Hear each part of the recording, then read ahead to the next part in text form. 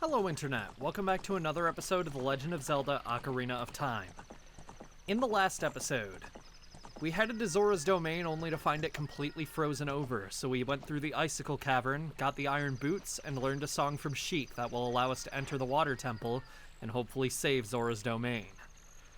This time, we are going to be doing a quest to get ourselves a replacement for the Giant's Knife that we got a few episodes ago before the Fire Temple.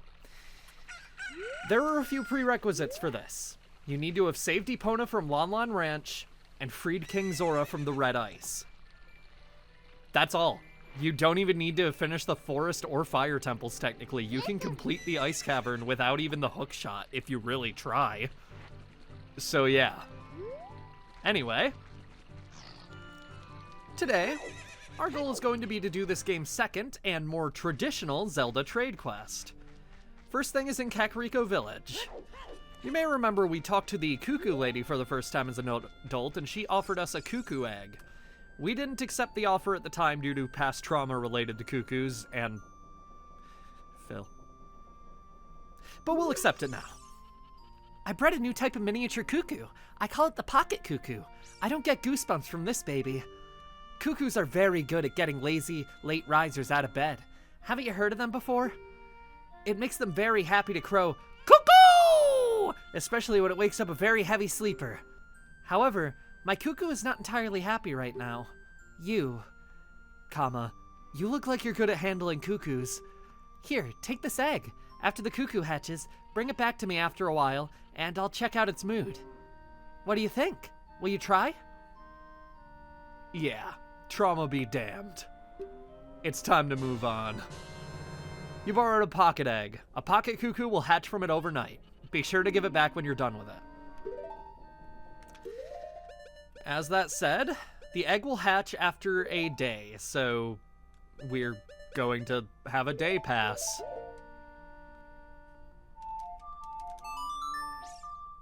She looks unimpressed.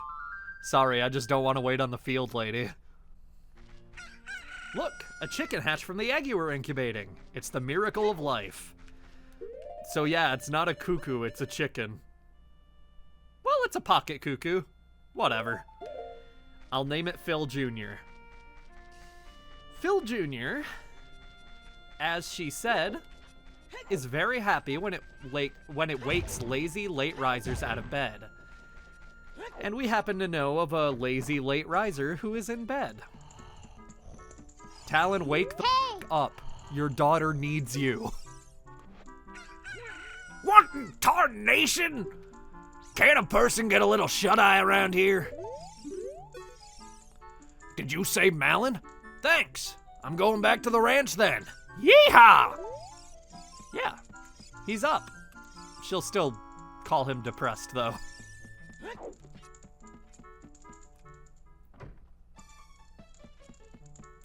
Heading back in, we'll see that Talon is no longer here. He went back to the ranch. We'll be visiting him later. Our pocket cuckoo is now very happy, so we're going to take it back to the Cuckoo Lady. It feels really rude to call her the Cuckoo Lady, but you know what I mean. Don't you? Oh, your cuckoo looks pretty happy. He must have awakened an extremely lazy guy. You're a good cuckoo keeper. I'll give you a rare, valuable cuckoo if you're interested. Its name is Kojiro, and it used to be my brother's cuckoo. Its blue body is quite charming. It's so cute. Since my brother is gone, it's strange, but Kojiro has stopped crowing. Do you want to keep Kojiro? Its name is so close to Cosimo. Of course I do. She'll take better care of Phil Jr. than I trust myself to. Kojiro! Unlike other cuckoos, Kojiro rarely crows. Kojiro is a shiny cuckoo. This is a 1 in 8,192 chance of happening. So whoever owns Kojiro must be a really devoted owner. Kojiro belongs to her lost brother, and we can probably put 2 and 2 together, since we've seen a depressed guy in our travels who used to live here in Kokiri Forest and would hang out by this tree at nighttime.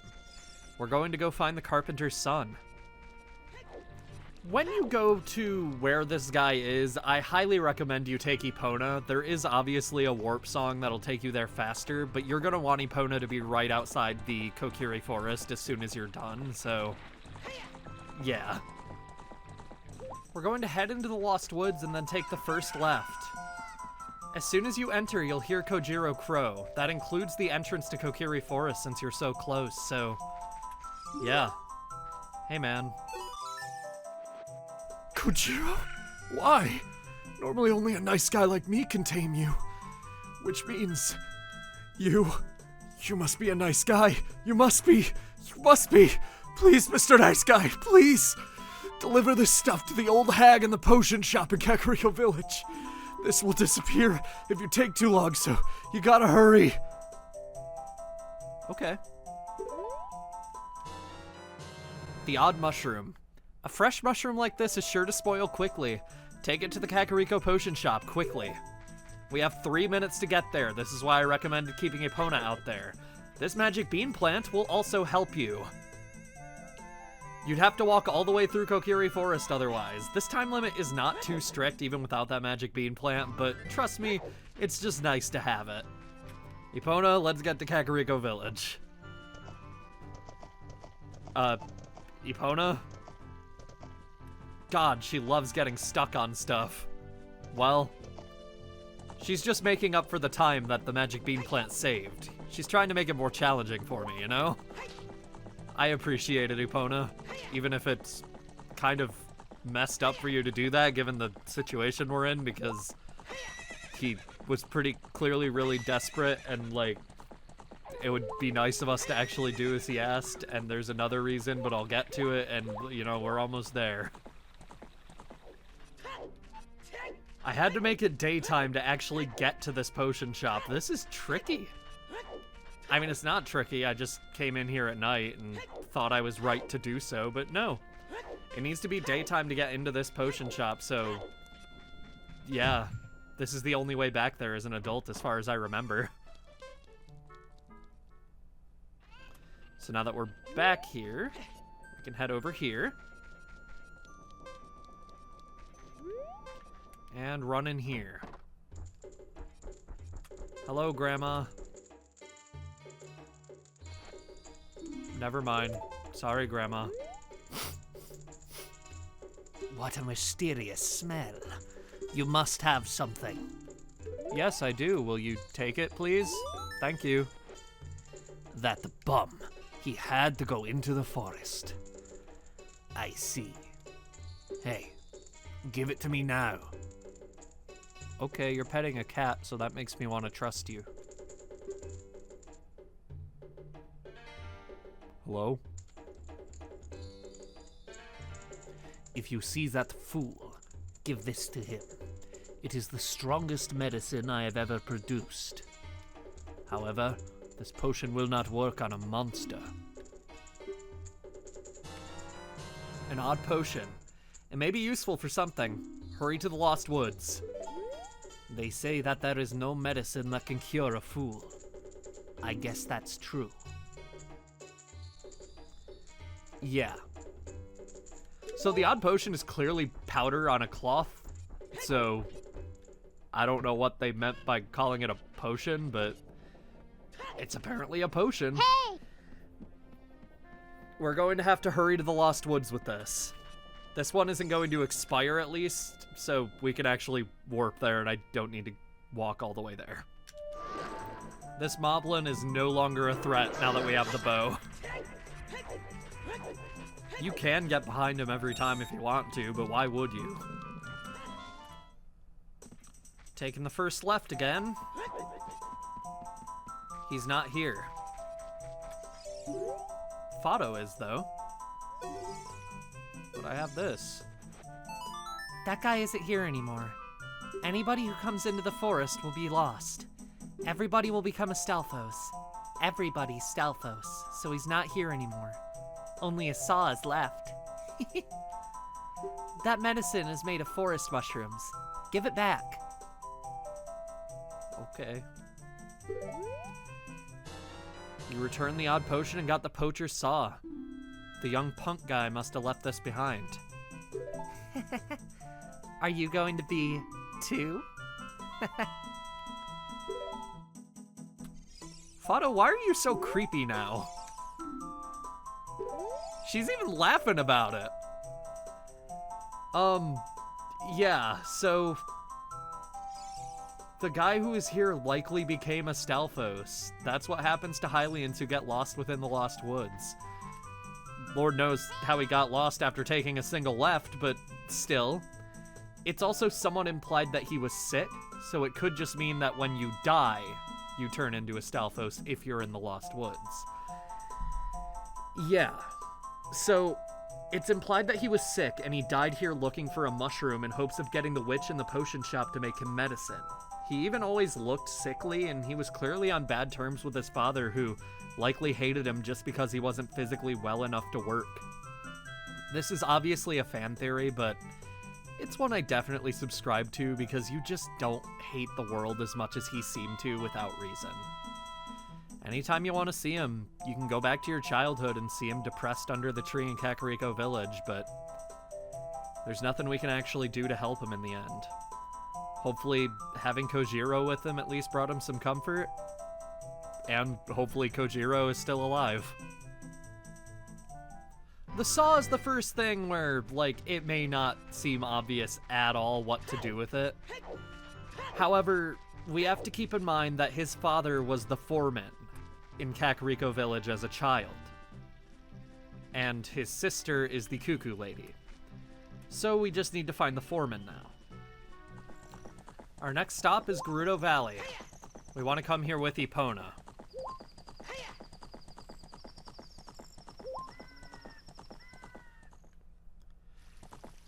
Getting Epona along this plank is a little complicated because if she touches the side, she'll freak out, but once you do, the bridge is down, but Epona can jump it, which is just cool as hell.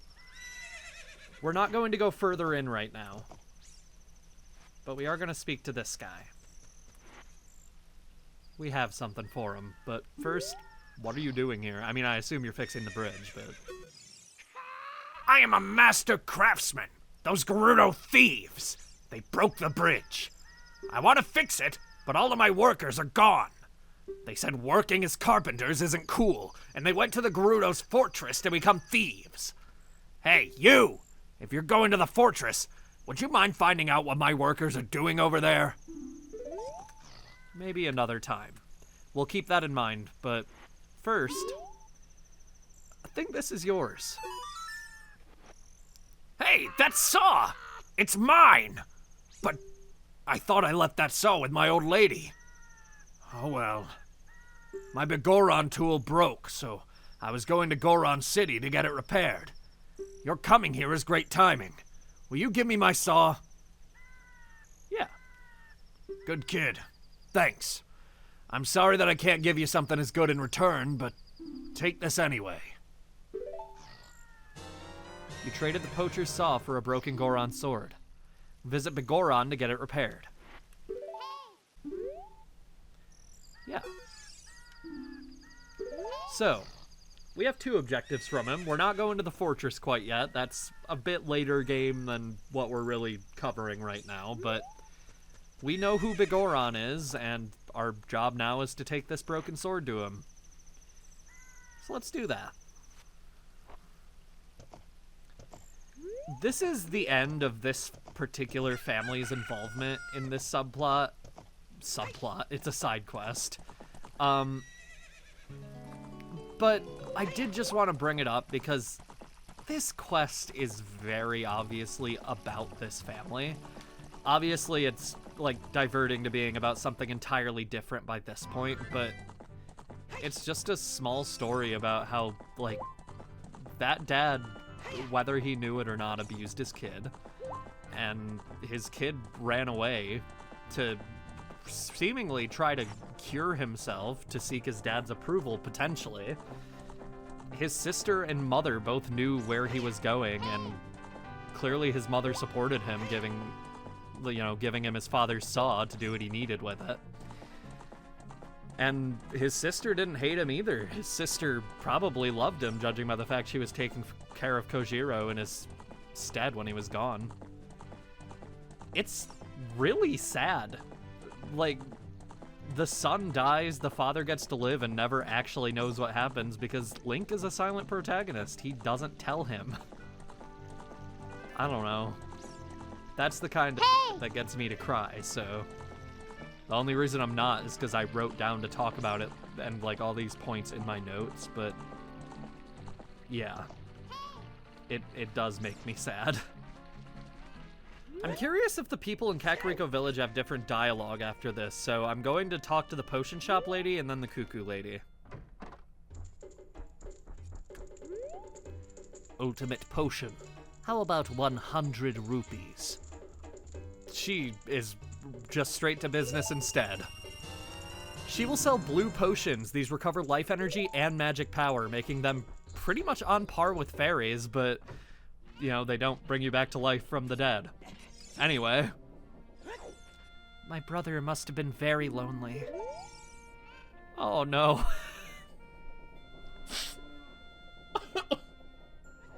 Our next stop is going to be to speak to Big Goron, and luckily, this magic bean plant will basically bring us right over to him. This is going to be our first time actually riding it all the way to where it takes you, but yeah, it takes you right up here, so you basically just have to finish climbing. It's pretty nice. It'll make your life a lot easier in this particular quest. Made it to the peak. Hello. Oh. He doesn't seem to be doing well. My brother opened a new store. It's Betty Goron's Blade Store. However, I am better at making blades. Hylian carpenters, praise me for my skills. I'm not lying. How about this? The broken knife is surely my work. I really want to repair it, but because of yesterday's eruption, my eyes are irritated. There are fine eye drops in Zora's domain. You will find them if you go see King Zora. Please go get the eye drops. Eye drops. Okay. You checked in the broken Goron sword and received a prescription. Go see King Zora. Yeah. Apparently King Zora is a pharmacist. Before going into Zora's River to get to Zora's domain, just make sure Epona is as close to the river's entrance as you can get her. We can actually use the magic bean plant to get all the way to Zora's domain this time. Well, most of the way. It won't actually take us through here, probably because the camera gets weird. So I've never played Twilight Princess, but when I mentioned that King Zora is also a pharmacist in the basement Discord server, Mechanist Gamma, who you should subscribe to on YouTube, said that it kind of makes the Zora Prince and Twilight Princess more tragic in retrospect. I have no idea what that means, but if you do, I hope that sits with you forever. I have a prescription to fill. Oh, this is, well, eye drops. You might say we have them, you might say we don't. We do have the ingredients. If you take the ingredients to the doctor at the lake laboratory, he can make the drops for you. But you need to deliver them fresh. Can you make it before they spoil? Probably. You used the prescription and received an eyeball frog. Be quick and deliver it to the Lake Hylia while it's cold. You'd think the timer wouldn't go down when this place is literally frozen solid, or at least it wouldn't go down as fast, but no, it's gonna go equally as fast outside of here as it will in. I just want to point out the C button icon for the eyeball frog. It's just wonderful. Right away, just jump in the river. It's going to be your fastest way to get out of the river. We need to basically get all the way across Hyrule, so take whatever shortcuts you possibly can. Literally, even using the river, it took exactly a minute to get out to Hyrule Field, so basically you have 2 minutes to get to Lake Hylia. I know the Serenade of Water that we learned in the last episode will technically warp us there instantly, but if you do that, the Eyeball Frog will expire and you'll have to redo this part of the trade quest, so don't do that. We're just taking Epona right into the lake with us. You do have to jump those gates to get in, so if you're struggling with those, you should probably practice them before you do this. Okay, I don't want to read that, Epona. Okay, thanks for destroying it. You can't read it once it's destroyed, and I'm not going to bother healing it. Hello, sir. I have a weird frog for you. But God has to see it first, so he knows what you're about to do to it. Oh, wow! I haven't seen an eyeball frog like this since Zora's domain froze over. These eyeballs are so delicious. Tonight I will cook fried eyeballs for the first time in a long time. Such great stuff. Please say thank you to King Zora. Hey, what? These are for making Bigoron's eye drops. Oh, how disappointing. You should have said so in the first place. Fried eyeballs sound disgusting.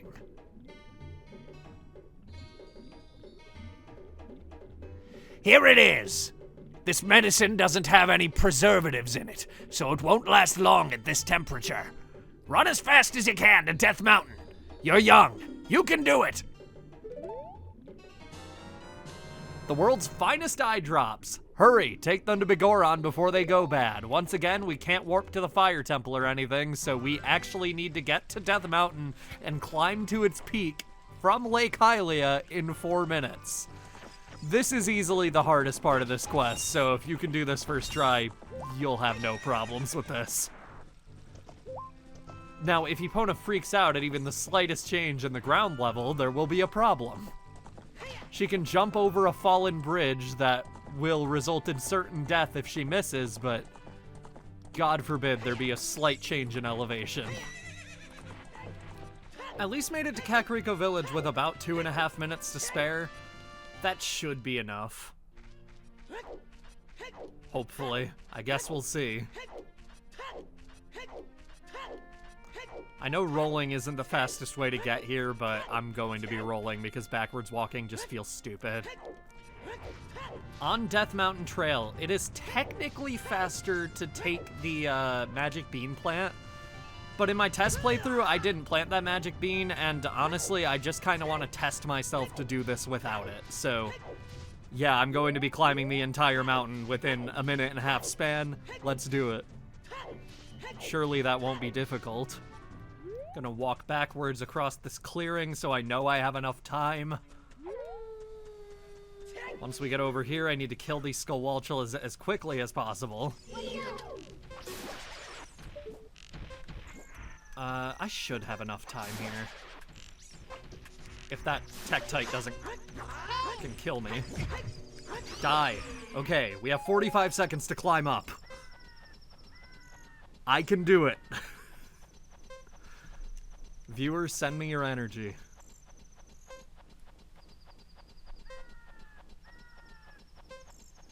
Okay, yes, easily. That was with several mistakes. I took a lot of damage getting up here, so yeah, even if you didn't plant the magic bean plant, you'll be fine here. Here you go, man. Really? You brought the eye drops? I'm so relieved. I'm going to use them right now.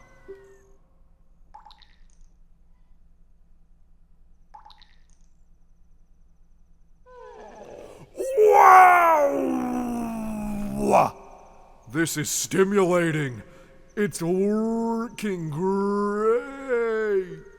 Now I can get back to my blade business. My work is not very consistent, so I'll give this to you so you won't forget.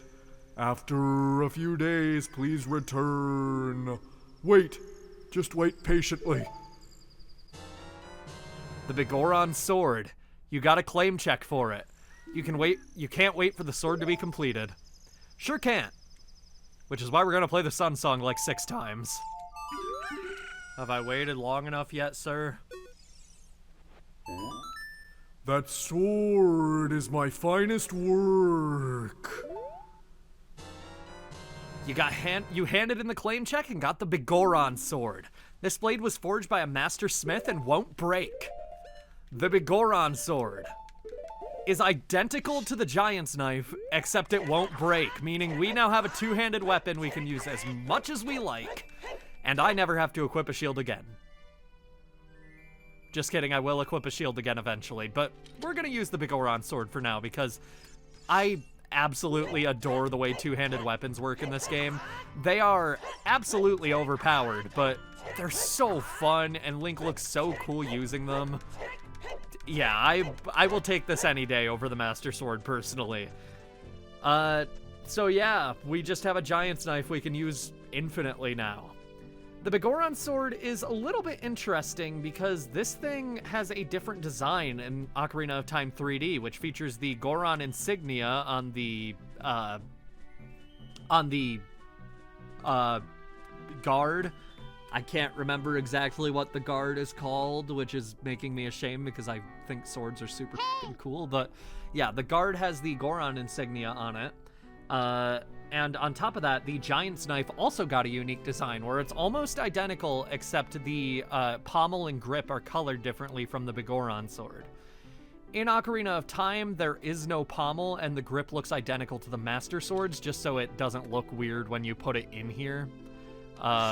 But yeah, in the 3DS version, it also looks different when sheathed, which is notable. Yeah, I'm pretty excited to have this and to use it. By the way, the L button disables the map. I just never thought to show that. Yeah, we had the Bigoron sword now, and that is so satisfying. There is something else interesting about this, and the giant's knife. Well, I got to wondering if maybe the reason Link isn't doing it is because I wasn't in a dungeon, so I guess we'll just test out the sword against these guys.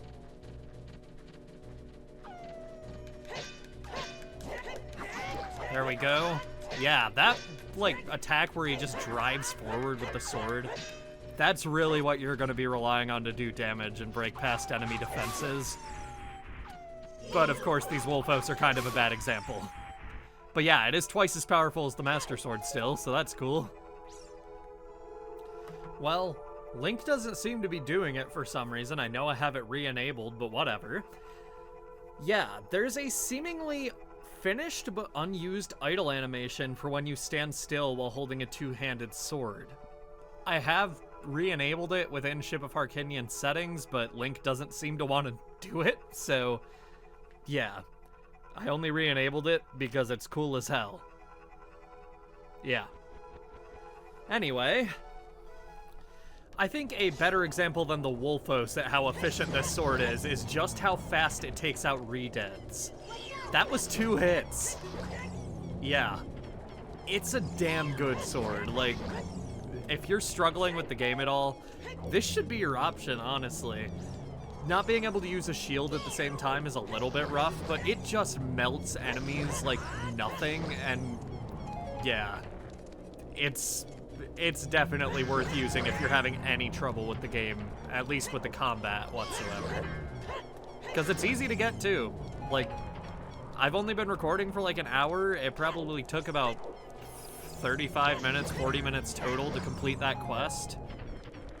Yeah. It's a great weapon. I'm so excited to have it too. That's gonna be all for this video.